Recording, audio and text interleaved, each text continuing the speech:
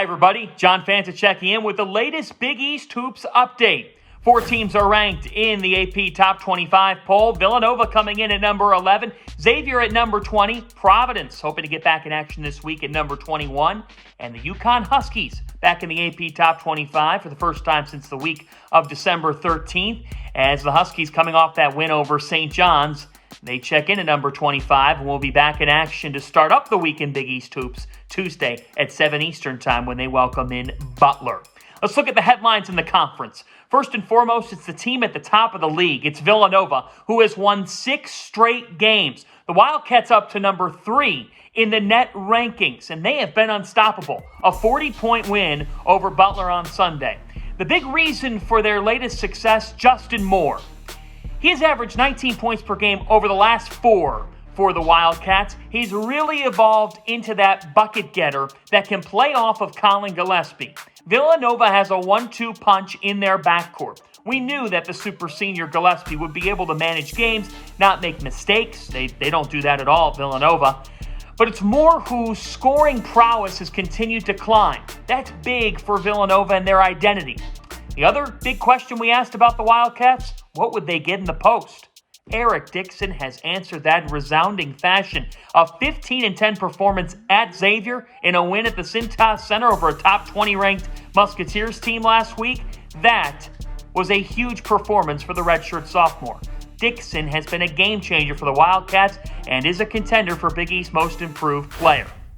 The Wildcats' next game comes Wednesday against another red-hot team in this conference. It's the Marquette Golden Eagles that I'm talking about. They started 0-3 in the league. They since have won 4 consecutive games. This team is picking up steam. We knew that they would defend. They would have to win. But now on the offensive end of the floor, they're finding different ways to score the ball. Justin Lewis started up the winning streak in that commanding performance over Providence with 23-11.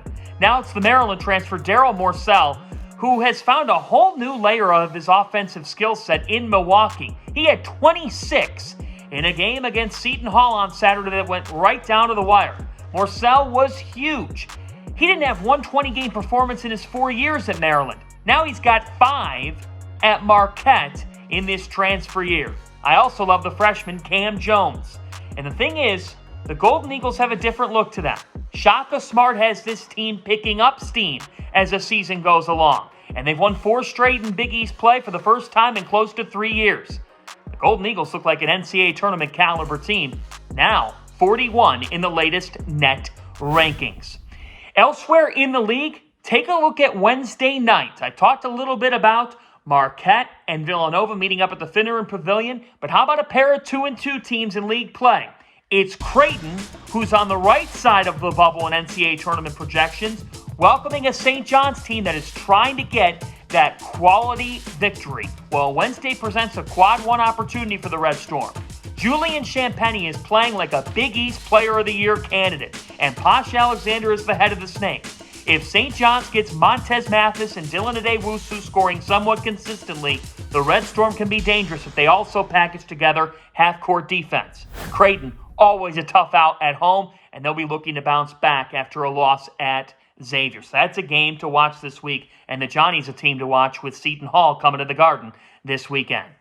That's the latest in Big East Hoops. Enjoy your week, everybody.